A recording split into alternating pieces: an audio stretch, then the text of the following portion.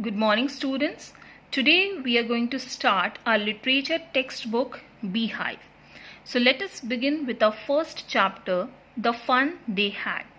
The story is written by Isaac Asimov. Now let me give you a brief introduction of the author.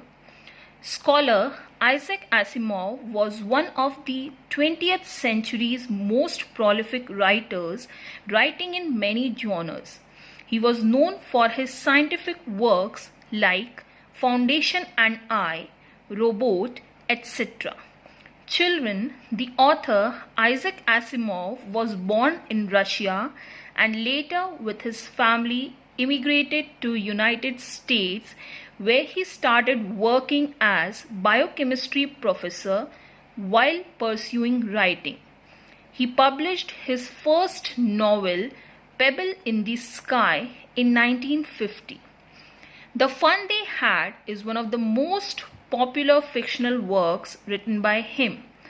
He wrote this story in 1951 for a syndicated newspaper page. Later, the same story was published in the magazine named Fantasy and Science Fiction. So students, let us begin with our first chapter, The Fun They Had. Students, the story is about the school life and how those children who do not go to school miss school. Now the setting of the story is in the future when maybe there are no books and no schools. Now how those children miss schools and feel that how their ancestors, that is present generation, you all had fun going to schools, meeting and helping each other. In the end, we come to know that Margie, the central character of the story, comes to know that all the children used to go to school and study together. And she feels that perhaps they all had a lot of fun when they went to school. So yes, when we will read the story, we will feel that yes, school life is really fun and we are fortunate enough to have real schools where we meet our friends, we study together, we help each other. So students, let us proceed further.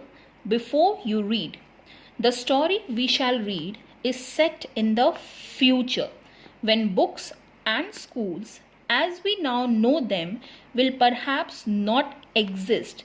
So it might happen that in the future the real schools and the books will not exist. How will children study then? The diagram below may give you some ideas. So let us read the diagram. Children, let us see schools of the future. Learning through computers, virtual classroom. As you can see in the picture, there is no real classroom. That means in the future, the students will sit at their home. They will have their computer screens right in front of them and they will learn virtually. This is not a real classroom. The children will read virtually having a mechanical teacher right in front of them.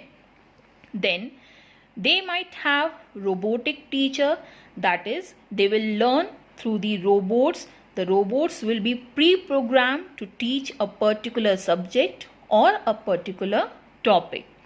Then they might have moving e-text, that is all the topics, all the lessons will appear on their computer screens. Now, some of you might be thinking that the way you people are learning these days, that is the online teaching, is also a virtual learning. So yes, in this pandemic situation, when you have started studying online these days, when you people are sitting at your home right in front of your computer or holding a mobile in your hand and learning through the audios and videos sent by your teacher, that is also a virtual learning. But children, in addition, you also go to the school. While in the story you will see that these children in the future will have no real schools. They study just in their virtual classrooms. Now children, let us begin with the story. Margie even wrote about it that night in her diary. On the page headed 17th May 2157, she wrote, "Today, Tommy found a real book." So students, Margie is the central character of the story, and on the night of 17th May, she writes an entry into her diary. Now, as I told you that the story is set in future. Presently, we are living in 2020 and the story is set in 2157, that is 1.5 century from now. So Margie writes in her diary, "Today, Tommy found a real book," that is the book printed format. Now Margie is very astonished, Margie is very surprised when she finds that such kind of book existed. It was a very old book. Margie's grandfather once said that when he was a little boy, his grandfather told him that there was a time when all stories were printed on paper. Now Margie is reminded of her grandfather, who once told her that when his grandfather was a little boy, he read all the stories printed on a paper. So such kind of books are history for Margie. They turned the pages, which were yellow and crinkly, and it was awfully funny to read words that stood still instead of moving the way they were supposed to on a screen, you know. So now both the children, Tommy and Margie, they started reading the book which Tommy had found, and they observed that the pages of the book had turned yellow and crinkly. The word crinkly means the pages of the book had been crushed since the book was very old. Now the students, they found that the words were very funny to be read since the words stood still. Now what does it mean? The words that stood still means that the words did not move on a printed book. On the contrary, when you read an e-book or virtual book, you see that the text keeps on changing, the pages keep on changing, but the screen is the same. And then when they turn back to the page before, it had the same words on it that it had when they read it the first time. So when these children, they turned back the pages, they found that the pages contain the same words. While when you see an e-book, the words keep on changing.